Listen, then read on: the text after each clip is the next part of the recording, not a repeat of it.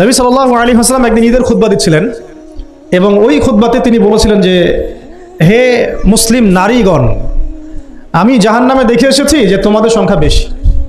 মুসলিম নারীগণের সংখ্যা বেশি এটাও হাদিসের সঠিক ফাহাম না, মানে পুরো এই উম্মতের মধ্যে নারীদের একটা বড় অংশ জাহান্নামে যাবে এই উম্মতের মধ্যে। তো তোমরা বেশি বেশি সাদাকা করো, তোমরা বেশি বেশি সদকা করো, একটা খেজুরের টুকরা দান করে হলেও জাহান্নাম থেকে বাঁচো। তো এটা বলার পরে বেলাল রাদিয়াল্লাহু আনহু একদিক থেকে আরেক দিক হাঁটছিলেন, সাথে একটা কাপড় ছিল। নারীরা তাদের কেউ গলার হার, কানের দুল, হাতের মানে চুড়ি, এগুলো সোনার সব খুলে খুলে দান করছিলেন। মেয়েদেরকে সাদাকার মধ্য দিয়ে জাহান্নাম থেকে বাঁচতে হবে, সদকা করার মধ্য দিয়ে মেয়েদেরকে জাহান্নাম থেকে বাঁচতে হবে। আজকে যদি আপনি একটা প্রতিষ্ঠান গড়ে দিয়ে যেতে পারেন, এটা যদি আরও 50 বছর সাস্টেইন করে, এই 50 বছর এখানে যত মানুষ দিন শিখবে সমস্ত মানুষের ইলমের নাকি আপনি পাবেন। আমরা কিন্তু সবাই ব্যক্তি স্বার্থ নিয়ে চিন্তা করি, দুনিয়ার স্বার্থটাকে বেশি প্রাধান্য দিই। আমার 500 জায়গা আমি দিয়ে দিব, আপনি দিচ্ছেন না, বরং আপনি পরকালের জান্নাতের একটা জায়গা আপনি সার্টিফাইড করছেন। কে জানে, হয়তো এই ওসিলায় আপনার জান্নাতের ফয়সালা হয়ে যেতে পারে। কেউ 10% জমির মধ্যে একটা মসজিদ করেছে, হতে পারে এই মসজিদের ওসিলায় আল্লাহ পাক তাকে জান্নাত দিতেও পারেন। কেউ একটা মাদ্রাসা প্রতিষ্ঠা করেছে, এখানে হাজার হাজার স্টুডেন্ট পড়াশোনা করছে, কে জানে, হয়তো এই ওসিলায় আল্লাহ পাক তাকে পরকালে জান্নাত দিতে পারেন। তো সাদাকা, এগিয়ে আসা এবং শিক্ষা খাতে নিজেদের জানমাল, অর্থ সম্পদকে ব্যয় করা আমাদের একার পক্ষে এখন আর এগুলো সম্ভব না। হ্যাঁ, যদি আমার কাছে রাষ্ট্রীয় কোনো ক্ষমতা থাকতো বা শিক্ষা বিভাগের কোনো ক্ষমতা থাকতো, তাহলে প্রত্যেকটা মসজিদ ভিত্তিক আমরা মেয়েদের আলাদা শিক্ষার ব্যবস্থা করতাম। মসজিদ ভিত্তিক, প্রতিষ্ঠানের প্রয়োজনই নাই, মসজিদের মধ্যে একটা আলাদা কর্নার করে ফেলা যায় মেয়েদের জন্য স্বতন্ত্র, এখানে কোনো পুরুষের এন্ট্রেন্সই থাকবে না। মেয়ে শিক্ষিকা, মেয়ে ভলান্টিয়ার সবই মেয়ে, এবং ওস্তাদদেরকে দিয়ে এখানে ফরজে আইন থেকে শুরু করে তাদেরকে একদম মৌলানা পর্যন্ত পড়ানো সম্ভব। উদ্যোগ নেওয়া হয় নাই বিগত 30 বছর 40 বছর। তো ইলম অর্জনের পথে আবার এরকম প্রতিবন্ধকতা আসবে, সেগুলোকে ফেস করার বা সেগুলো সলভ করার জন্য আমাদেরকে কিন্তু ফিকির করতে হবে। আর এই ফিকিরটা একজন দুজন মানুষের কাঁধে চাপিয়ে দিয়ে আপনি কিন্তু দায়মুক্ত হতে পারবেন না। যেমন আজকে সেমিনার এখানে করেছি, আপনারা চাইলে কিন্তু এই ধরনের সেমিনার আপনাদের এলাকাতেও করতে পারেন, সেখানে গেস্ট হিসেবে তাদেরকে ডাকতে পারেন। দাওয়াতের মেহনত শুরু হয়ে গেল। যদি বসে থাকেন যে প্রত্যেক 2 মাস পর পর ওস্তাদারা আয়োজন করবেন এবং আমরা যাব, তো এটা তো তখন এককেন্দ্রিক কাজ হয়ে গেল। তার রেজাল্টটা কিন্তু মানে সামান্য রেজাল্ট পাবেন আপনি, আর যদি সবাই হাত লাগান রেজাল্টটা বেশি হবে। তা আমি আপনাদেরকে উদ্বুদ্ধ করতে চাই যে দিনের পথে আপনারা দাওয়াতের মেহনতে নেমে আসেন, এমনকি দিন প্রতিষ্ঠার সংগ্রামে আমাদের পাশে দাঁড়ান, কিন্তু এর আগে যোগ্যতা অর্জন করেন। যোগ্যতাটা ইলমি যোগ্যতা, আল্লাহ পাক আপনাদেরকে বোঝার তৌফিক দান করে নেন। এটা এক নম্বর। এবং ইলমের পথে প্রতিবন্ধকতা কথাগুলো বললাম, এগুলোকে ফেস করার এবং এগুলোকে যেন রিকভার করতে পারি আমরা, সেই তৌফিক আল্লাহ আমাদের জন্য সবাইকে দান করেন। তো একটা মানে খুশির সংবাদই বলবো আপনাদেরকে দিতে চাচ্ছি যে আমরা এই মিরপুর উত্তরার এই এলাকাটার মধ্যে আমরা চেষ্টা করছি যে অফলাইনে এরকম 2-1টা দিনই মার্কাজ প্রতিষ্ঠা করার, আপাতত ভাড়াতেই, এবং ইনশাআল্লাহ অল্প সময়ের মধ্যে আমরা ঢাকা শহরে, ইনশাআল্লাহ ঢাকা শহরে হোক অথবা ঢাকা শহরের একটু সাইডেই হোক, আমরা নিজস্ব জায়গা কিনে প্রতিষ্ঠান করে দেখাবো ইনশাআল্লাহ। এবং আমাদের পরিকল্পনা হচ্ছে একদম ফ্রম দ্য ভেরি বিগিনিং, এই নুরানি থেকে শুরু করে, প্লে গ্রুপ থেকে শুরু করে আস্তে আস্তে গ্র্যাজুয়ালি দাওরা হাদিস এবং মাস্টার্স পর্যন্ত নিয়ে যাওয়া, দুইটাই যেন থাকে। এবং আমার পরিকল্পনা হচ্ছে মাস্টার্সের পরে আমাদের ছেলেমেয়েরা যেন বড় বড় ফ্যাকাল্টিগুলোতে পড়াশোনা করতে পারে, ওই রাস্তাগুলো খুলে দেয়া। তো এই কাজগুলো আমার একার পক্ষে আসলে সম্ভব না। আপনারা যদি এগিয়ে আসেন সবাই, দিনী ভাইরা, দিনী বোনরা এবং আমাদের বিত্তশালী যারা আছেন, যাদেরকে আল্লাহ পাক সৎ হৃদয় দিয়েছেন এবং দান সৎকা করার মতো মানসিকতা দিয়েছেন, ইনশাআল্লাহ আসেন একসাথে হাত লাগিয়ে কিছু করি, আল্লাহ পাক করার তৌফিক দান করেন। আর এই দেশের এই সময়টা, দেশের চলমান এই সময়টা আমাদের জন্য দিনের কাজ করার একটা উর্বর সময়। এখন যদি আমরা এই বিষয়গুলো গুছিয়ে নিতে পারি, ইনশাআল্লাহ আগামী 10 বছর পরে ভালো ফলাফল পাবো ইনশাআল্লাহ।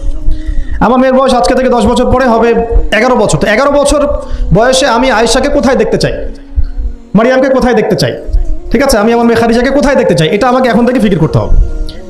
রেডিমেড কিছুই পাবেন না, এই যুগ রেডিমেড আপনাকে কিছু দিবেই না। যদি মনে করেন একটা স্কুল প্রতিষ্ঠান চাচ্ছি রেডিমেড, যেখানে বাচ্চাকে ঢুকাবো ওকে আলেমা বানিয়ে বের করে দিবে, এমন কোনো প্রতিষ্ঠান আপনি পাবেন না। রেডিমেড কিছু হয় না, নিজের অনেক কন্ট্রিবিউশন লাগে এখানে। শুধু প্রতিষ্ঠান, শুধু কিতাব কখনোই একজন ব্যক্তির ভবিষ্যৎ গড়তে পারবে না। শুধু প্রতিষ্ঠান, শুধু কিতাব পারবে না।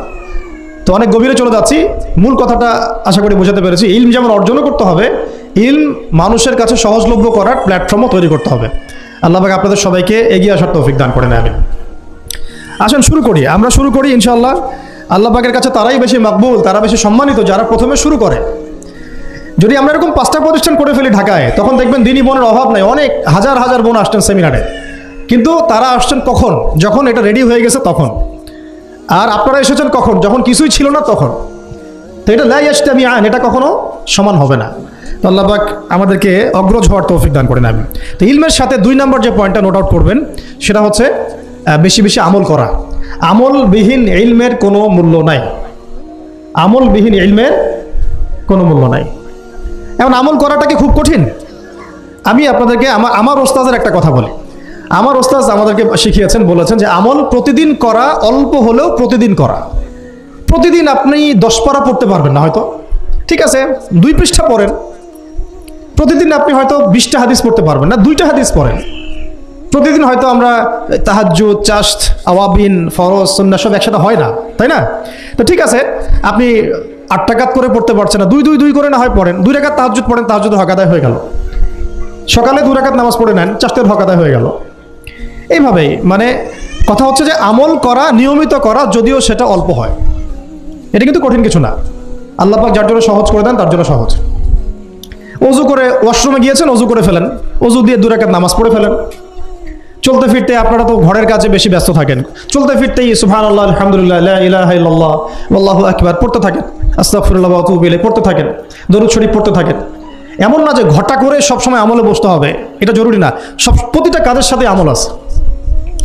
তো সবচেয়ে ইম্পর্টেন্ট আমলগুলো হচ্ছে নামাজ, ফরজ নামাজটুকু, এর সাথে আমি বলবো কোরআন তেলাওয়াত, তাহাজ্জুদ, এর সাথে বলবো যে আদব রক্ষা করা, আখলাক ঠিক রাখা, আদব রক্ষা করা, আখলাক ঠিক রাখা।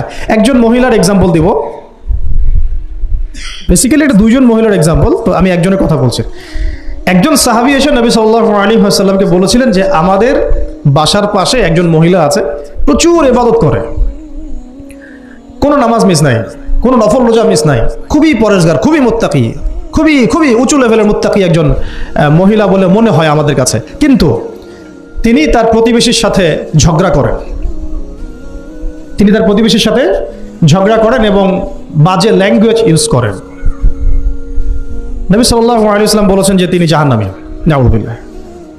আরেকজন মহিলা সম্পর্কে বক্তব্য এসেছিল, আরেকজন সাহাবী বলেছেন যে আমাদের বাসার পাশে একজন মহিলা আছে, তেমন কোনো নামাজ, খুব বেশি ইবাদত করেন না, কিন্তু তার আখলাক, চরিত্র খুব নরম, কোমল। নবী সাল্লাল্লাহু আলাইহি ওয়াসাল্লাম বলেছেন তিনি জান্নাতি। তাহলে আমরা এই হাদিসটা থেকে বুঝতে পারছি যে আমলের মূলনীতিটা আসলে কি। আমল মানে এই না যে একেবারে সবসময় আমাকে নামাজ, রোজা, হজ জায়গাতেই ফোকাস করতে হবে। আমার আদাব মুআশারাতটাও অনেক বড় ব্যাপার, চলাফেরা, ওঠা বসা, আমাদের ডিলিংসগুলো। তো এখানে আমি একটু বলবো আপনাদেরকে, কারণ এই যুগটা তো অনলাইনের যুগ, মিডিয়া দ্বারা প্রভাবিত হওয়ার যুগ, বিভিন্ন সিরিয়ালস আমাদের মাথায় এখনও বসে আছে, দেখেছি জীবনে আমরা অনেক সময় কেউ না কেউ। তো এইগুলো আমার মাথায় কিন্তু ইম্প্যাক্ট ফেলে, এগুলো আমাদের মাথায় ইম্প্যাক্ট ফেলেছে, সমাজ ব্যবস্থা আমাদের মাথায় ইম্প্যাক্ট ফেলেছে, যে পরিবেশে আমরা পড়াশোনা করেছি ওই পরিবেশটা আমার উপর ইম্প্যাক্ট ফেলেছে। সব মিলে আমাদের মাথাটা এখন পুরো দূষিত, আমাদের মাথাটা কিন্তু পুরাই দূষিত, কলবটা আরও দূষিত।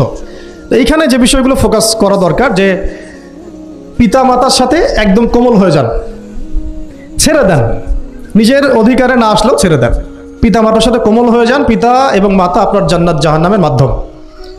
যদি স্বামী থেকে থাকে, স্বামীর প্রতি নরম হয়ে যান, তাকে ছাড় দেওয়া শিখেন। সবচেয়ে বড় কথা, তাকে মহব্বত করা তো অবশ্যই জরুরি, মহব্বতের চাইতেও বেশি জরুরি স্বামীকে বিশ্বাস করা এবং তাকে সম্মান করা। এমন কোনো কথা এবং কাজ না করা যেটা স্বামীর গায়রত বা ব্যক্তিত্ব আঘাত করে। আমি পয়েন্টটা হয়তো বোঝাতে সক্ষম হয়েছি। ভালোবাসা অনেক গুরুত্বপূর্ণ বিষয়, ঠিক আছে, কিন্তু ভালোবাসা শুধুমাত্র একমাত্র গুরুত্বপূর্ণ বিষয় নয়। আরও গুরুত্বপূর্ণ বিষয় হচ্ছে বিশ্বাস, সম্মান এবং আনুগত্য। বিশ্বাস, সম্মান এবং আনুগত্য। এখন বলতে পারেন যে আমার স্বামী আমাকে অন্যায় কাজে আদেশ করলে কি আমি আনুগত্য করব? কখনোই না। যখন স্বামী আপনাকে কোরআন সুন্নাহর দিকে আপনাকে ধাবিত করবেন, তখন আপনি তার আনুগত্য করতে বাধ্য, এবং এটা আপনার জান্নাতে যাওয়ার মাধ্যম বটে। এই হাদিসটা খুব ভালো করে মনে রাখতে হবে যে এই পৃথিবীতে কেউই আল্লাহ পাকের পরে সিজদা পাওয়ার যোগ্য না। এমনকি নবীদেরকেও আল্লাহ পাক সিজদা করতে বলেন নাই, কিন্তু সেই নবী আমাদেরকে কিন্তু বলেছিলেন যে যদি আল্লাহ পরে কাউকে আমি সিজদা করতে বলতাম, তাহলে আমি স্বামীদেরকে সিজদা করতে বলতাম। এটাকে তসলিমা নাসরিন স্টাইলে বুঝলে হবে না। ওরা এটাকে এইভাবে নিবে যে ইসলাম মেয়েদেরকে দাসত্বের শৃঙ্খলা আবদ্ধ করতে চাচ্ছে, হ্যাঁ, আত্মস্বাধীনতা দিবে না ইত্যাদি। আমরা দেখব পরকালে আমি জান্নাতে যেতে পারছি কিনা। আল্লাহ পাকের হুকুমের চাইতে আমার কাছে কোনো যুক্তি বড় নয়। আল্লাহ পাকের হুকুমের চাইতে আমার কাছে কোনো যুক্তি, বিজ্ঞান, প্রযুক্তি এগুলো বড় মানদণ্ড নয়। শুধুমাত্র স্বামীর আনুগত্য, বিশ্বাস, সম্মানের বদৌলতে দেখা যায় যে পুরোটা জীবন এই বেচারা আপনার জন্য ঢেলে দিবেন ইনশাআল্লাহ। আর এই জায়গায় যদি দেখা যায় ঘাটতি থাকে, তখন কোনো কোনো ক্ষেত্রে ভালোবাসা যথেষ্ট হয়ে ওঠে না। এবং আপনারা জানেন এই শহরে ডিভোর্সের সংখ্যা দিন দিন বাড়ছে। কেন? এইগুলো মেজর কারণ আছে। হ্যাঁ, আমি বলছি না যে সব ছেলেই একেবারে পারফেক্ট, কখনোই না। ছেলেরাও যেমন সাহাবী না, মেয়েরাও সেরকম মহিলা সাহাবী না। কিন্তু সবর, আনুগত্য, নরম কোমলতার কোনো বিকল্প নাই। উভয় পক্ষের জন্যই নসিহতগুলো আর কি, স্বামীর জন্য এবং স্ত্রীর জন্য। আরেকটা বিষয় হচ্ছে যে স্বামীর পরিবার নিয়ে খোঁটা না দেওয়া, স্বামীর যে বাবা মা ভাই বোন এই ব্যাপারগুলো নিয়ে খোঁটা দেওয়া না দেওয়া বা খোঁচাখুচি না করা, এবং তার যে অবদান আপনার প্রতি এটাকে অস্বীকার না করা, কুফরি না করা। একটা হাদিসের মধ্যে নবী সাল্লাল্লাহু আলাইহি ওয়াসাল্লাম কিন্তু বলেছেন যে বেশিরভাগ নারীর জাহান্নামে যাওয়ার কারণ কি? সাহাবীরা জিজ্ঞাসা করেছিলেন, তিনি বলেছেন তারা কুফরি করে। কি কুফরি করে? তারা কি আল্লাহর সাথে কুফরি করে? নবীজি বলেছেন না, বরং তারা সারা জীবন স্বামীর যে দিয়ে যাওয়া যে স্যাক্রিফাইস বা অধিকার, এটাকে হঠাৎ করে অস্বীকার করে বসে, হঠাৎ কোনো একদিন অস্বীকার করে বসে। এটার কারণে দেখা যায় আল্লাহ পাক নারাজ হয়ে যায়। আল্লাহ রাব্বুল আলামিন তো একজন ব্যভিচারী নারীকেও জান্নাত দিয়েছেন মাত্র কুকুরকে পানি পান করানোর কারণে। আবার একজন নারীকে বিড়াল বেঁধে রেখে কষ্ট দেওয়ার কারণে জাহান্নামে দিয়েছে। তো জবান এমনই একটা কঠিন জিনিস, যেটাকে নিয়ন্ত্রণে না রাখলে আমাদের জন্য ক্ষতি হবে। আল্লাহ পাক আমাকে আপনাদের সবাইকে জবান হেফাজতে রাখার তৌফিক দান করে নেন। আর কিছু বিষয় হচ্ছে, কিছু শাসন সমাজে থাকে, মানে পরিবারের মধ্যে থাকে। এই শাসনগুলো কখনোই মেয়েদেরকে বিপথে নিয়ে যাওয়ার জন্য নয়, বরং যে আপনাকে মহব্বত করবে সেই আপনাকে শাসন করবে। যে আপনাকে মহব্বত করে সেই কিন্তু আপনাকে শাসন করবে। যার আপনার ব্যাপারে কোনো কেয়ার নাই সে কিন্তু আপনাকে শাসন করতে আসবে না। আপনি কোথায় যান তার তো কোনো যায় আসবে না। আর যে আপনাকে চাইবে, জোর করে টেনে নিয়ে আসতে চাইবে জান্নাতের পথে, সে কিন্তু আপনার উপর মাঝে মাঝে শাসন করতে পারে। ওই অধিকারটুকু দিতে হবে। আর আমাদের মেয়েদেরকে ওই মেজাজেও তৈরি করতে হবে। তো পারিবারিক বিষয়গুলোর ক্ষেত্রে আসছিলাম, এটা একটু পরে আবার আসছি ইনশাআল্লাহ, যে ইলমের সাথে আমলটা খুব জরুরি। এবং আমলের ক্ষেত্রে শুধু নামাজ, রোজা, হজ, যাকাত এটাকে আমি মিন করছি না। মিন করছি যে আমার বাবার সাথে সম্পর্ক, মায়ের সাথে সম্পর্ক, আত্মীয়দের হক আদায় করছি কিনা, প্রতিবেশীর সাথে রিলেশন ঠিক আছে কিনা, এবং স্পেশালি পরিবারের স্বামীর সাথে আমার এই বিষয়গুলো ঠিক আছে কিনা। তো এগুলো যদি ঠিক থাকে, অল্প আমল যথেষ্ট হয়ে যাবে ইনশাআল্লাহ তাআলা। আল্লাহ পাক আমাদেরকে ইলম অনুযায়ী আমল করার তৌফিক দান করেন, আমিন। 3 নাম্বার আমি পয়েন্ট নোট আউট করছিলাম মেয়েদের জন্য, যে আমি আমার মেয়েকে নসিহত করতাম যে বেশি বেশি দান সদকা করতে, বেশি বেশি দান সাদাকা করতে। মেয়েদের জন্য স্পেশালি সাদাকাটা বেশি করা উচিত। ছেলেরা তো সাদাকা করে, কম বেশি কিন্তু করে, যেহেতু তারা বাইরে থাকে। তো আপনারা সাদাকা করার জন্য যদি স্বামীর অর্থ আপনাদের কাছে নেন, এটা দোষের কিছু না। চেয়ে নেওয়া, বলে নেওয়া, তাদের কাছ থেকে অর্থ নিয়ে সাদাকার একটা অংশ রাখা। দেখেন, আবু বকর রাদিয়াল্লাহু আনহুর নাম তো সবাই শুনেছেন। তিনি যখন খলিফা হয়েছিলেন, তখন তার স্ত্রী কিছু কিছু করে সম্পদ জমিয়ে রাখতেন, খাবার জমিয়ে রাখতেন। পরে একদিন ভালো একটা খাবার রান্না করে খাইয়েছেন ওই জমিয়ে রাখা খাবার থেকে। এখান থেকে একটা বিষয় বুঝতে পারলাম, সম্পদ সেভ করা শিখতে হবে। একদম আমার ইনকাম আছে বলে যে একদম পুরো 1 লাখ টাকা ঢেলে দিতে হবে মাসে, জরুরি না। 10,000 টাকা করে সেভ করার চেষ্টা করেন, হয়তো এই 10,000 টাকা একটা পরিবারের ভরণ পোষণের জন্য যথেষ্ট হয়ে যাবে। ওই সেভ করা টাকাটা যদি আমি কালকে দান করে দিই আল্লাহর রাস্তায় অন্য কোনো মানুষকে, তার 1 মাসের খরচ হয়ে যাবে, বিশাল একটা উপকার হবে। আমরা কিন্তু কিছু টাকা পাইলেই কসমেটিক্স, নতুন জুয়েলারি, ঠিক আছে, নতুন কি আসলো বাজারে, নতুন কসমেটিক্স আর কি, তো এইগুলোর দিকে বেশি ফোকাস করি। তো এখান থেকে টাকা একটু জমিয়ে আমরা যদি আল্লাহর পথে ব্যয় করার চিন্তা করি, পরিবারে বরকত আসবে। এই জন্য সম্পদকে মূল্যায়ন করা। রিজিক আল্লাহ পাক দিয়েছেন বলেই সব যে ঢেলে দিতে হবে, এটা ভালো নয়, কাজটা ঠিক না। আল্লাহ পাক আজকে আপনাকে হয়তো 1 কোটি টাকা দিয়েছেন, কালকে আল্লাহ না করুক 1000 টাকার জন্য মানুষের কাছে হাত পাততে বাধ্য করতে পারেন আল্লাহ পাক। এমনও কিন্তু দিন আসতে পারে, দিন সবসময় সমান থাকে না। আজকে আপনার কাছে 1 কোটি টাকা আছে, কিছু মনে হচ্ছে না, কালকে কে জানে আল্লাহ না করুক যে 1000 টাকা কারো কাছে চাইতে হচ্ছে, 1000 টাকার জন্য ঠেকে গেছেন, হতে পারে না? তো রিজিককে মানুষ তাজিম না করলে রিজিক দূরে চলে যায়। দুটো বিষয় খেয়াল রাখবেন, দুটো বিষয়। এক হচ্ছে মাঝে মাঝে মনের মধ্যে কিছু আমল করার ইচ্ছা আসে না? মনে হলো যে আচ্ছা একটু 10টা আয়াত পড়ি, মনে আসে না? মাঝে মাঝে এমন মনে হয় না? ওই সময় এই যে মনের মধ্যে যে এই ইরাদাটা জাগ্রত হওয়া, এটাকে আমরা বলি ওয়ারিদ। অন্য ভাষায় আপনি বলতে পারেন মেহমান। কি বলতে পারেন? এটা আল্লাহর পক্ষ থেকে আপনার কলবের মধ্যে মেহমান হিসেবে এসেছে। এখন আপনি যদি আমলটা করেন, সেই মেহমান বারবার আপনার কলবে আসবে। যদি আপনি ওই সময় আমলটা না করেন, মেহমান চলে যাবে, মেহমান অসম্মানিত হলে পরে আর আসবে না। একইভাবে রিজিক আল্লাহ পাক দিয়েছেন, এর তাজিম যদি করতে পারেন রিজিক বেশি আসবে। রিজিকের তাজিম সম্মান করতে না পারলে রিজিক আসবে না, বেশি কমে যাবে। উসমান রাদিয়াল্লাহু আনহু সবচেয়ে ধনী ছিলেন না? কেন জানেন? কেন? এটা কি জানেন কেন ধনী ছিলেন? একে তো তিনি প্রচুর দান সদকা করতেন, এটা তো আপনারা জানেনই। আরেকটা জিনিস অনেকে জানে না, তিনি উটের পিঠে বসেছিলেন, কিছু একটা খাচ্ছিলেন, এই দু একটা দানা পড়ে গেছে নিচে, উটের পিঠ থেকে নেমেছেন, নেমে সেই দানা উঠিয়েছেন, পরিষ্কার করেছেন, ধুয়েছেন, আবার খেয়েছেন। তার এই দু চারটা দানার কোনো কিন্তু মানে পরোয়া না করলেও চলে, তার প্রচুর অর্থ সম্পদ আছে। এত অর্থ সম্পদ যে তাবুক যুদ্ধের দিন 30,000 সেনাবাহিনীর দায়িত্ব নিয়েছেন। 30,000 সেনাবাহিনীর দায়িত্ব নিয়েছেন। সেনাবাহিনী যাবে, থাকবে, খাবে, তাবু টাঙাবে, সব দায়িত্ব তার। 30,000 সেনাবাহিনীর দায়িত্ব নেওয়া কি চারটাখানি কথা? তো এই সাহাবী এই কয়েকটা খাবারের দানা উঠিয়ে খেলেন। নবী সাল্লাল্লাহু আলাইহি ওয়াসাল্লাম বলেছিলেন যে তোমাকে আল্লাহ পাক রিজিক বাড়িয়ে দিবেন না কেন? তুমি রিজিকের যে তাজিম বা যে সম্মান তুমি করো, এর বদৌলতে আল্লাহ পাক তোমাকে বেহিসাব রিজিক দিবেন। দুইটা বিষয় খেয়াল রাখবো। আমলের মেহমান হৃদয়ের মধ্যে আসলে তাকে ফিরায় না দেওয়া, তাহলে সেই মেহমান কিন্তু আর আসবে না। মেহমানকে মূল্যায়ন করলে মেহমান বারবার আসবে ইনশাআল্লাহ। আর রিজিকের তাজিম না করলে রিজিক কিন্তু আপনার ঘরে বেশি বেশি আসবে না। এমনি তো হারামের যুগ, এমনি সুদের যুগ, এমনি ঘুষের যুগ। অলমোস্ট এভরি ফ্যামিলি সুদখোর এখন, অলমোস্ট এভরি ফ্যামিলি। মেয়ের স্পেশালি যারা শাশুড়ি টাইপের, আপনারা মাইন্ড করেন না, তাদের সাইকোলজি যে এতই নিচে নেমে গেছে এখন যে আমার মেয়ে জাহান্নামে যায় যাক, হ্যাঁ আমার মেয়ে জাহান্নামে যায় যাক, সমস্যা নাই, দুনিয়াতে সে যেন ভালো থাকে। এটা কেন বললাম? একটা সুদখোরের ঘরে তুলে দিতে সে দ্বিধাবোধ করতেছে না, একটা দুর্নীতিবাজের ঘরে তুলে দিতে দ্বিধাবোধ করতেছে না, একটা ঘুষখোরের ঘরে তুলতে দ্বিধাবোধ করতেছে না, হ্যাঁ একটা মানে কি বলবো মাদক সেবী, ড্রাগ এডিক্টেড বা এই যে আর কি বলবো ফাসেক জালেম, এই ধরনের ঘরে উঠাই দিতেও সে দ্বিধাবোধ করছে না। 5 তলা বাড়ি চাই আমার, আর কি আমার মেয়ে 5 তলা বাড়ি থেকে সুখে থাকবে। এই যে সুখের ডেফিনেশন এখানে দিয়েছেন আপনারা। এই জন্য কত হাজার হাজার মেয়ের জীবন নষ্ট করে দিয়েছেন আপনারা। আমার কথা মাইন্ড করে না, হাজার হাজার মেয়ের জীবন মায়েরা নষ্ট করে দিয়েছে, শুধুমাত্র মেয়েদের দুনিয়াবি সুখ এর সংজ্ঞাটা বুঝতে ভুল করার কারণে। এর নাম যদি সুখী হইতো, তাহলে অমুসলিমরা সুখী না কেন? পশ্চিমারা সুখী না কেন? ওরা আত্মহত্যা করে কেন? এইভাবে মেয়েদের জীবন নষ্ট করেছেন। অথচ অল্প যদি হালাল রিজিকও হতো, আল্লাহ পাক তাকে বরকত দিতেন, সুখে থাকতো। তো আল্লাহ পাক আপনাদেরকে রিজিকের মূল্য বোঝার, তাজিম করার তৌফিক দান করেন, আমিন। তো অনেক ভিতরে ভিতরে চলে যাচ্ছে আমি, সময় আমাদের হাতে আরও শর্ট হয়ে আসতেছে।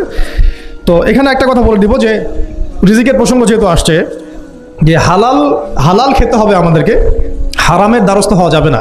আপনার স্বামী যদি হারাম খায়, আপনি স্বামীকে বুঝান, তাকে ওই চাকরি ছেড়ে দিতে আপনি উৎসাহিত করেন। আমি আপনাদেরকে একটা অনেস্টির সাথে একটা কথা বলি, যত এই যে প্রশাসনে যত ঘুষখোর আছে, ঠিক আছে, যত দুর্নীতিবাজ আছে, যত মাদকসেবী আছে, মাদকের ব্যবসায়ী আছে, যত সুদখোর আছে, এরা সবাই কেন এই খারাপ কাজগুলো করে জানেন? তার স্ত্রীকে ভালো রাখার জন্যে, তার মাকে ভালো রাখার জন্যে, তার সন্তানদেরকে ভালো রাখার জন্য। তাহলে স্ত্রী হিসেবে, সন্তান হিসেবে, মেয়ে হিসেবে আপনি বলবেন যে আমাদের এইসব ভালোর দরকার নাই আব্বু, হে আমার প্রিয় স্বামী, আমার এসব ভালোর দরকার নাই, হে আমার ছেলে, আমার এসব ভালোর দরকার নাই, তুই হালাল পথে থাক, ওইখানে তুই আমাকে ডাল ভাত খাওয়া, আমি খুশি আছি। এইভাবে আপনারা তাদেরকে মোটিভেট করেন, দেখবেন সমাজে হারাম কমে গেছে ইনশাআল্লাহ। আর হারাম খাওয়া এই ছেলে মেয়েগুলোও কিন্তু মানুষ হবে না।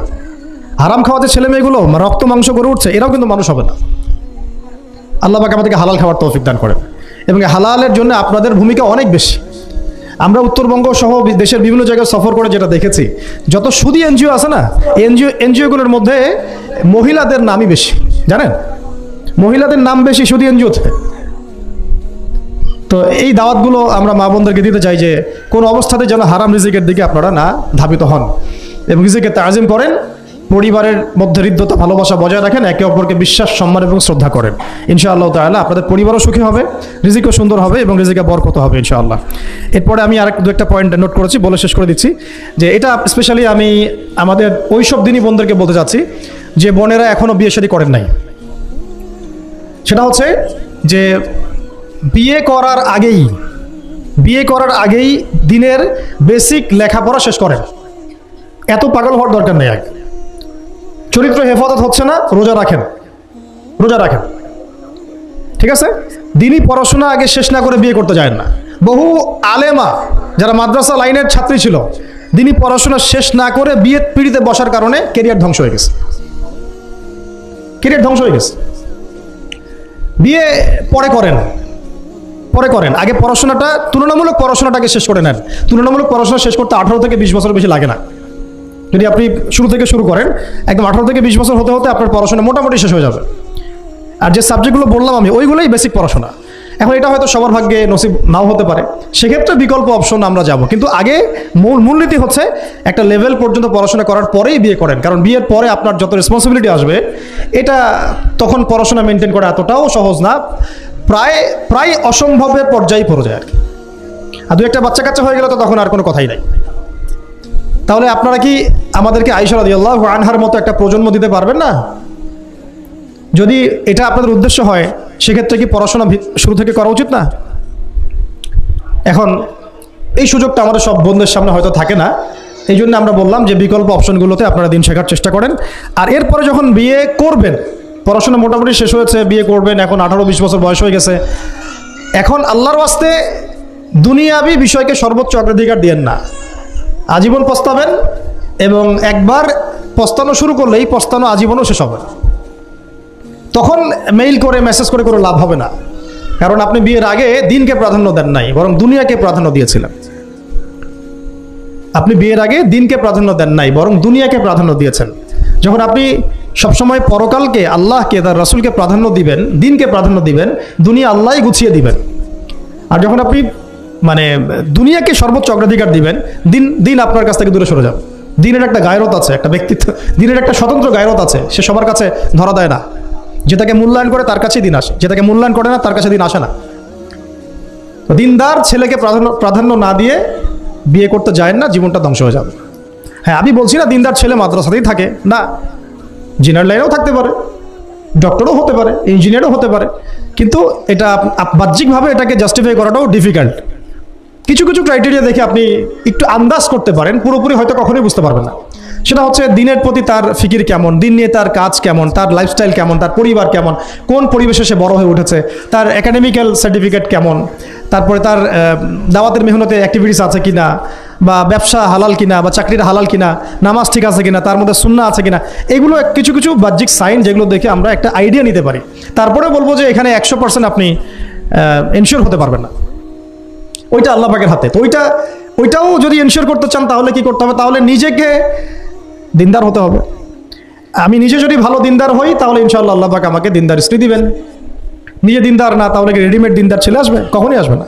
দোয়া করতে হবে, রব্বানা হাব লানা মিন আজওয়াজিনা ওয়া যুররিয়াতিনা কুররাতা আ'য়ুন ওয়াজআলনা লিল মুত্তাকিনা ইমামা। দোয়া করতে হবে যে রব্বি হাবলি মিনাস সালিহিন, রব্বি হাবলি মিন লাদুনকা যুররিয়াতান তাইয়্যিবা ইন্নাকা সামিউদ দুআ।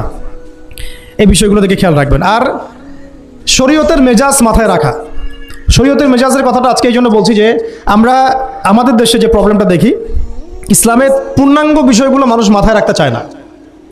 ইসলামে যেমন নামাজ, রোজা, হজ, যাকাত আছে, ইসলামে কিন্তু দাওয়াত, তাবলিগ, জিহাদও আছে, তাই না? ইসলামে কিন্তু শরিয়া আইনও আছে, হুদুদ, কিসাস আছে, ইত্যাদি আছে। আমাদের সমাজে দেখেন নামাজ শব্দ পরিচিত, কিন্তু কিসাস শব্দ পরিচিত না। কিসাস মানে কয়জন জানেন যে কিসাস শব্দ অর্থ কি? অনেকেই জানে না, কিন্তু কিসাস একটা কোরআনের একটা ফান্ডামেন্টাল বিধান, যে কেউ যদি আপনার চুরি করে হাত কেটে ফেলতে হয়, কেউ যদি ব্যভিচার করে বেত্রাঘাত করতে হয়, বিবাহিত হলে রজম করতে হয়, কেউ যদি মোরতাদ হয় তারও মৃত্যুদণ্ড শাস্তি আছে, কেউ শাতেমে রাসূলকে গালি দিয়েছে তারও মৃত্যুদণ্ড আছে। এরকম অনেক বিধান আছে, হুদুদ এবং কিসাস আছে। হত্যার বদলে হত্যা, চোখের বদলে চোখ, জানের বদলে জান। আমাদের সমাজে এগুলো পরিচিত না। নামাজ পরিচিত, কিন্তু তাসবিহ তাহলিল পরিচিত, ঠিক আছে? এরকমই সমাজেও বহু বিবাহ এটা অপরিচিত। হ্যাঁ, আপনি একটা বিয়ে করে বাইরে 4টা 5টা 6টা মেয়ের সাথে খারাপ সম্পর্ক করলে সমাজ এটাকে প্রমোট করে, এটাকে কাছে আসার গল্প নাম দেয় আর কি। কিন্তু একটা মেয়ের পুরো জীবনের রেসপন্সিবিলিটি আপনি নেবেন হালালভাবে, তখন সমাজ আপনাকে বাঁকা চোখে দেখবে এবং বিতর্কিত করবে। তো আমরা এখনও ওই ইসলামের ওই মেজাজে যাইতে পারি নাই। আমার মেয়েকে বড় করার সময় এটা তার মাথায় ছোট থেকে দেওয়া উচিত যে হ্যাঁ, ইসলামে কিন্তু বহু বিবাহের ব্যাপারও আছে, ওকে ওইভাবেই ওই মেজাজেই বড় করা উচিত। এখানে আরেকটা প্রশ্ন আসতে পারে যে এটা তো ঐচ্ছিক। অবশ্যই ঐচ্ছিক, কেউ চাইলে করতে পারে, কেউ চাইলে নাও করতে পারে, সবার উপর এটা ফরজ না, কখনোই না। এবং এটাকে আমরা বড় স্কেলে এটাই সুন্নত এটাও বলতে পারবো না। ওইটা একটা নির্দিষ্ট প্রেক্ষাপটে অ্যাপ্লাই করার বিষয় ছিল। যেমন উহুদের যুদ্ধ হয়ে গেছে, অনেক মেয়ে এতিম হয়ে গেছে, এখন এই মেয়েগুলোর দায়িত্ব কে নেবে? বহু বিবাহের ব্যাপারটাতে আসলো তখন সূরা নিসার আয়াত যে তোমরা এখন পছন্দ হলে মাসনা সুলাসা রুবা করতে পারো। এটা কাউকে ফরজ করা হয় নাই, কারোর উপরে ফরজ করা হয় নাই, যার সামর্থ্য আছে তোমরা করতে পারো। খালাস, ওই মেয়েগুলোর দায়িত্ব নিয়ে নেওয়া হলো রাষ্ট্রীয়ভাবে, এবং তারা সম্ভ্রম পেলো, সম্মান পেলো, গার্ডিয়ানশিপ পেলো, তাদের সমস্ত অধিকার ফিরে পেলো। এটা ইসলামের একটা বিধান আছে। একেবারে এটাকে বাদ দিয়ে এটাকে অস্বীকার করা, কুফরি করলে কিন্তু কোরআনের সাথে আপনার কুফরি হয়ে যাবে। আপনার নিজস্ব রুচিবোধ থাকতে পারে যে আমি এটাকে পছন্দ করি না, সেটা আপনার ডিসিশন, এটা কোনো সমস্যার কিছু নাই। এমনকি ইসলাম আপনাদেরকে বলেছে যে মেয়ের অনুমতি ছাড়া তাকে বিয়েও দেওয়া যাবে না। সবার নিজস্ব জায়গা থাকতে পারে, কিন্তু ইসলামের প্রত্যেকটা বিধানকে মাথায় রাখা, যেটা ইসলামের একটা অংশ, না হলে আমরা অনেক সামাজিক সমস্যার সমাধান দিতে পারবো না। বাংলাদেশে এখন 6 লক্ষ মেয়ে আছে যারা এতিম, অবিবাহিতা, বিধবা, আরও বেশি। আমরা রাষ্ট্রীয়ভাবে তাদের কোনো ব্যবস্থা করতে পারবো না, সম্ভব না। তো এইখানে মেয়েদেরকে, যেহেতু মেয়েদের মধ্যে আমি কথাগুলো বলছি, এই জন্য আমি এই কথাটা টাচ করলাম যে ইসলামের পূর্ণাঙ্গ বিষয়গুলো আমাদের মাথার মধ্যে রাখা, যে আমাদের যেন এমন কোনো বিষয়কে অস্বীকার করে না বসি যেটা আবার আমাকে ইমান থেকে বের করে দিবে। আমার নিজের আমল না হতে পারে, আমি নিজে সেটা পছন্দ না করতে পারি, বা আমার মতামত থাকতে পারে, সেটা আলাদা ইস্যুস, কিন্তু ইসলামের বিধানগুলোকে আমরা কোনোভাবে যেন ডিনাই করতে না যাই, এটা আমাদের মাথায় রাখতে হবে। আর এটা সমাজের কল্যাণের জন্যই আল্লাহ রাব্বুল আলামিনের পক্ষ থেকে একটা এখতিয়ার দেওয়া হয়েছে। আর দুটা বিষয় বলে শেষ করে দিচ্ছি, সেটা হচ্ছে ওই যে ইলমের কথা বলেছিলাম শুরুতে, এর সাথে আমি আমার ব্যক্তিগত জীবন থেকে বলছি আর 3টা জিনিস ইলমের সাথে খুব বেশি কানেক্টেড, এটা মাথায় রাখবেন। একটা হচ্ছে আদব। একটা কি? আদব। আদব রক্ষা করতে না পারলে ইলম অর্জন করতে পারবেন না। তাই আদব রক্ষা করার জন্য আমাদেরকে ওই জেনারেল লাইনে পড়াশোনার মেজাজটা ত্যাগ করে আসতে হবে। আমরা ওইখানে যে মেজাজে পড়াশোনা করি, ওই মেজাজটা আমাদেরকে একটু কর্পোরেট হতে শেখায়। মানে আমি বেতন দিয়েছি 500 টাকা, আমি 500 টাকার ক্লাস পাইলাম না কেন, তাই না? মেজাজটা এরকম আর কি। অথচ এখানে ওস্তাদের দোয়া নেওয়ার জন্য আমাদেরকে সিরিয়ালে দাঁড়িয়ে থাকতে হবে। এটা হচ্ছে এই প্ল্যাটফর্ম, এটা হচ্ছে ওই অন্য জায়গা। এখানে একজন নবী হয়েও মুসা আলাইহিস সালাম যুগের পর যুগ হাঁটছেন এমন একজন ব্যক্তির সাক্ষাতের জন্য যিনি তার চেয়ে বেশি জ্ঞানী, তার নাম খিদর আলাইহিস সালাম, যিনি তাকে সাথে নিতে চাচ্ছেন না। তিনি বলছেন যে ইন্নাকা লান তাস্তাতিআ মা'ইয়া সাবরা, তুমি তো আমার সাথে ধৈর্য ধরতে পারবে না। কিন্তু মুসা আলাইহিস সালাম তারপরও চললেন, বারবার প্রশ্ন করলেন, কিন্তু শেষ পর্যন্ত সম্পর্ক কিন্তু নষ্ট হয়ে গেল। মনে আছে কি? হাদিস সূরা কাহফের কথা বলছে। তো এটা হচ্ছে এই ইলমের জায়গাটা এমন একটা ইলমের জায়গা যেখানে আদব রক্ষা না করলে ইলম পাওয়া যাবে না। আরেকটা বিষয় হচ্ছে তাসকিয়া, ইলম অর্জন করে উস্তাদের কাছ থেকে দোয়া নেওয়া এবং আত্মশুদ্ধি অর্জন করা। মনের মধ্যে কোনো হিংসা না রাখা। আমাদের সবার এখন মনের মধ্যে যে হিংসা দিয়ে ভর্তি, হিংসাগুলোকে ছেড়ে দেন, মন বড় করে ফেলেন, আল্লাহর জন্য ছেড়ে দেন, হিংসা ত্যাগ করেন, গীবত করা বন্ধ করে দেন, অপবাদ দেয়া তো একেবারেই নিষেধ, পরশ্রী কাতরতা ছেড়ে দেন, মনটাকে একদম খালেস করে রাখেন। একজন সাহাবী সম্পর্কে নবীজি বলছেন, এই যে এখন যে সাহাবী ঢুকবে মসজিদে, ও জান্নাতি। সবাই আগ্রহ নিয়ে বসে আছে, কে এসে? ঢুকলেন, জান্নাতি। পরের দিনও সেম কথা, এখন যে ঢুকবে সে জান্নাতি। সেম সাহাবী ঢুকলেন, পরের দিনও সেম কথা, এখন যে ঢুকবে সে জান্নাতি। সেম সাহাবী ঢুকলেন। এবার একজন সাহাবী কৌশল করে তার বাসায় গেলেন, দেখি তো কি আমল করে সে।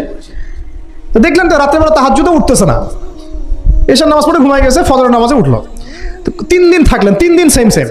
তখন তিনি বললেন, আচ্ছা ভাই, তোমার ব্যাপারে নবীজি এরকম মন্তব্য করেছেন, তোমাকে তো এমন কোনো খাস আমল করতে দেখলাম না।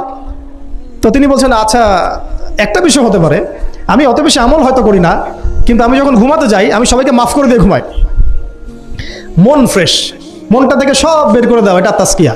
এটা ইলমের সাথে সম্পৃক্ত। আল্লাহ পাক আমাদের সবাইকে এই বিষয়গুলো বোঝার তৌফিক দান করেন, আমিন। আর এরপর আমি বলবো যে সন্তান প্রতিপালনে যত্নশীল হন, কারণ এরপরে তো আমাদের অ্যাসেট তারাই। এবং মেয়েদেরকে আমি বলবো যে আপনারা বেশি বেশি সন্তান নেবেন। কে শিখাইছে একটা বাচ্চা নিতে হবে, 2টা বাচ্চা নিতে হবে? এগুলো বোগাস কথাবার্তা পশ্চিমারা শিখাইছে। আর নবী সাল্লাল্লাহু আলাইহি ওয়াসাল্লাম কি বলেছেন? আমি সেই নারীদেরকে নিয়ে গর্ব করব যেই নারীরা বেশি বেশি সন্তান জন্ম দিতে পারে। আমি আমার উম্মতের সংখ্যা নিয়ে গর্ব করব।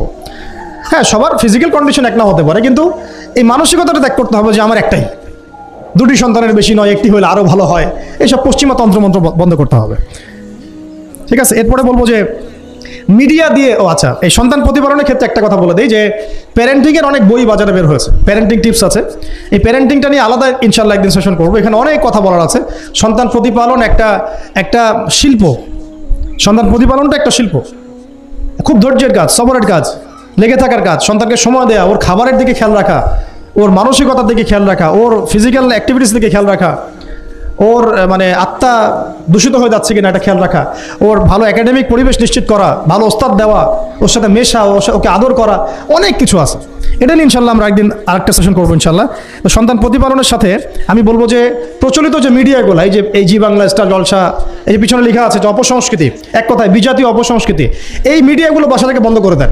বাসায় থেকে টেলিভিশন ভেঙে ফেলে দেন একেবারে, টেলিভিশনের দরকার নেই বাসায়। অনলাইনে আমরাও কিছু কিছু ক্ষেত্রে আসলে আমরাও অনলাইনের মধ্যে ডুবে গেছি। আমি নিজেও ফিকির করছি, চেষ্টা করছি এখান থেকে বের হওয়ার জন্য। আপনারাও বের হন, মানে প্র্যাকটিক্যাল জীবনে আসেন। এটা একটা ভার্চুয়াল জগৎ, এখান থেকে আমরা যা দেখি এটা আমাদের মাথার মধ্যে প্রভাব বিস্তার করে। বহু সামাজিক ঘটনা এবং পারিবারিক অঘটন এই ফেসবুক, ইউটিউব থেকে হচ্ছে। এই কন্টেন্টগুলো দেখা আমাদেরকে বন্ধ করতে, বাস্তবতার সাথে এগুলো কোনো সম্পর্ক নাই। আমাদের কিতাব পড়ার অভ্যাস বেশি করে বাড়াতে হবে, ওস্তাদের সহবতে যাওয়া, আমল করা, কান্নাকাটি করা, দোয়া করা, ইস্তেগফার করা, আল্লাহর সাথে কানেকশন। আল্লাহ পাক আমাদেরকে মিডিয়ার এই রং ঢং বলি আমি, মিডিয়ার এই রং ঢংগুলো ত্যাগ করতে হবে। মিডিয়া একটা কিছু দেখলে আমাকে কেন কিনতে হবে? কেন আমি একটা মিডিয়াতে দেখলাম যে এরকম একটা নতুন অর্নামেন্টস আসছে, আমাকেই কেন কিনতে হবে? কেন আমি ওটার জন্য আবার বাসায় চাপ দিব? কেন ওইটা আমি আমার পরিবারের ফাসাদ সৃষ্টি করার কারণ হবে? প্রয়োজন নাই। আর আমাদের মানে মাদ্রাসার মেয়েদেরকেও এইসব থেকে দূরে রাখতে হবে, মিডিয়া থেকে দূরে রাখতে হবে। মানে সব মিডিয়া উপকারী না, বরং মিডিয়ার মধ্যে 99%ই ইসলামিক মিডিয়া না। যদি এটা হতো যে সব এর মধ্যে অ্যাটলিস্ট 10% ইসলামিক মিডিয়া, তাহলে বলতাম ওগুলো অ্যাটলিস্ট দেখেন। কিন্তু এখানে কিন্তু সেই সুযোগটাও পাচ্ছেন না। খুব কম মিডিয়া আমাদেরকে প্রকৃত বিষয়টা শেখায় এবং সত্যের কাছাকাছি নিয়ে আসে। বেশিরভাগ মিডিয়াই প্রতারণাপূর্ণ এবং কর্পোরেট সেকশন, এগুলো থেকে আল্লাহ পাক আমাদেরকে দূরে থাকার তৌফিক দান করেন এবং এই কালচারগুলো ছেড়ে দেন। হিন্দুদের কালচারের সাথে আমাদের কী সম্পর্ক? আমরা মুসলিম, আমরা মুহাম্মদ সাল্লাল্লাহু আলাইহি ওয়াসাল্লামের উম্মাহ। আমাদের সাথে মুশরিকদের কী সম্পর্ক? আমাদের সাথে ইহুদিদের কী সম্পর্ক? আমাদের সাথে খ্রিস্টানদের কী সম্পর্ক থাকতে পারে? আমরা কেন ওদের সংস্কৃতি গ্রহণ করব? কিসের জন্মদিন, কিসের মৃত্যু দিবস, হ্যাঁ কিসের এসব গায়ে হলুদ, কিসের এসব বৌভাত, এগুলো কি? এগুলোর সাথে আমাদের কি সম্পর্ক? আমাদের সাথে সম্পর্ক হচ্ছে হিজাবের, সালাতের, তাসবির, সিজদার, জায়নামাজের, আতরের, খুশবুর, মিসওয়াকের। আমাদের সাথে এগুলোর সম্পর্ক। আমাদের সাথে সম্পর্ক হিজাবের,